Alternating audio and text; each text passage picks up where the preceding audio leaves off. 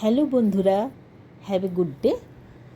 আজ দুপুরের জন্য আমি যে মাছের রান্নাটা করেছি সেটা আপনাদের দেখাচ্ছি। আজকের ভিডিওটি আমি সেইটা নিয়ে করেছি। আমি আজকে করব পাবদা মাছ। পাবদা মাছটা আমি সর্ষের তেল দিয়ে রান্না করব। ও আপনাদের প্রথমেই বলে রাখি আমার সঙ্গে থাকার জন্য আপনাদের অনেক ধন্যবাদ, এবং আমার সঙ্গে থাকবেন আর সাবস্ক্রাইব করবেন, লাইক কমেন্ট দিতে ভুলবেন না, আর সাজেশন অবশ্যই করবেন, আর যদি কোনো খারাপ লাগে সেটাও বলবেন, তাহলে আমি নিজেকে শুধরে নিতে পারবো। আমি মাছে হলুদ আর নুন মেখে নিয়েছি। তেলটা গরম হচ্ছে। সর্ষের তেলে রান্না করব। তেল বেশি দিইনি, অল্প দিয়েছি, কেননা পাবদা মাছের এমনি মাছটা একটু তেল তেল থাকে। যেগুলো বড় মাছ সেগুলো আমি একটু পিস করে নিয়েছি, না হলে অনেকটা বেশি তেল লাগবে। পাবদা মাছ চট করে রান্না হয়ে যায়, কিন্তু এই ভাজার সময়টাই অনেকটা একটু সময় ধরে ভাজতে হয়, যাতে কড়াও না হয়, আবার উল্টাতেও আর সুবিধা হয়। নিয়ে নিয়েছি কাঁচা লঙ্কা, নুন আর হলুদ।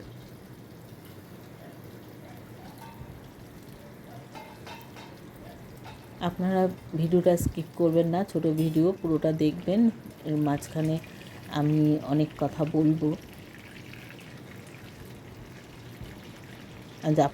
আজকে আপনারা কি কি রান্না করলেন সেটাও যদি জানান আমার ভালো লাগবে, কমেন্ট করে।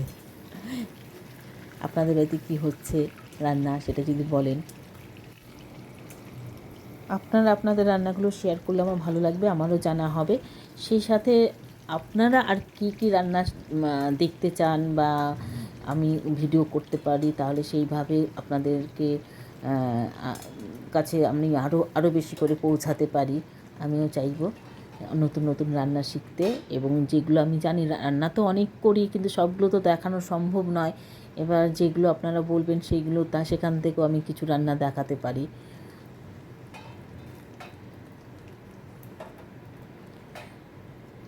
আপনারা কিন্তু অবশ্যই সাবস্ক্রাইব করবেন। আমার বেশি দিন পথ চলা শুরু হয়নি, হচ্ছে নতুন একদম, কাজেই আরও দীর্ঘ পথ বাকি।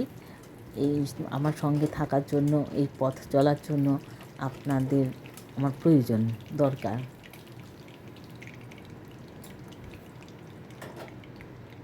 আপনাদের কেমন লাগছে সেটাও কিন্তু আমাকে জানাবেন। আমি আজকে মাছটা খুব হালকাভাবে করব, এই জন্য হলুদ নিয়েছি, আর কাঁচা লঙ্কা দিয়ে করব, শুকনো লঙ্কা দেব না, আর কালো জিরে ফোড়ন দেব, আর নুন। ব্যাস, এই সহযোগে করব।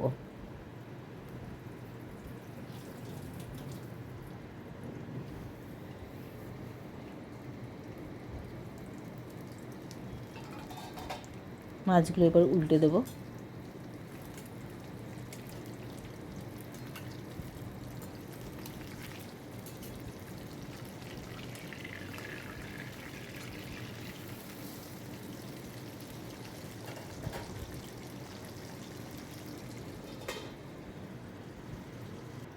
মাছগুলো ভাজা হলে তুলে নেব।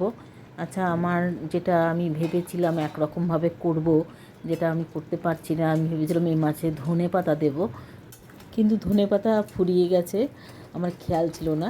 তাই আমি একটুখানি কেনা সর্ষে গুঁড়ো একটু ভিজিয়ে নিচ্ছি বাটিতে করে, যেটা একটু নুন জলে ভেজাবো, সামান্য অল্প একটু নুন দেব। এই যে মাছ ভাজা হয়ে গেছে, এবার কাঁচা লঙ্কা দিয়ে দিলাম সেই তেলেই, আর দেবো কালো জিরে ফোড়নে। এবার এটার মধ্যে দেখুন সর্ষে, ওই কেনা সর্ষেটা দিয়েছি, আর তার সাথে দিয়েছি হলুদ আর নুন। লঙ্কা কিন্তু আর দেবো না।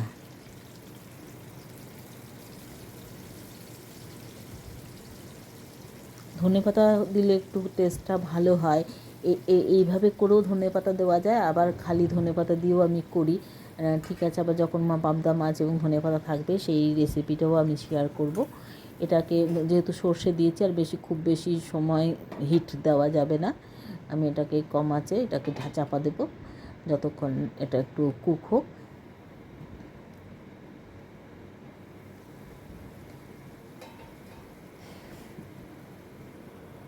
জলটা শুকোচ্ছে, একটু নেড়ে দিলাম। আমি আবারও আপনাদের মনে করিয়ে দিচ্ছি, আমাকে কিন্তু আপনারা সাবস্ক্রাইব, লাইক, কমেন্ট করবেন। কমেন্ট করে বলবেন যে আমার ভুল ত্রুটিটা কেমন, কীভাবে কী করলে আরও ভালো হবে। রান্না করছি অনেক বছর ধরে, কিন্তু তবুও এই এই এই এইটা যে একটা আলাদা পথ তৈরি হলো, সেটাতে আমি একদমই নতুন। এই ঝোলটা যখন হয়ে গেল, ঝোলটা টকবক করে ফুটছে, এবার আমি এটা পাবদা মাছে ঢেলে দেবো। এই যে পাবদা মাছে ঢেলে দিয়ে ঝোলটা ঢেলে দেবো। পাবদা মাছটা, ভাজা মাছটার ওপর ঝোলটা ঢেলে দিলাম, কেননা পাবদা মাছ সে ঝোলের মধ্যে দিলে অনেক সময় ভেঙে যায়। ধন্যবাদ।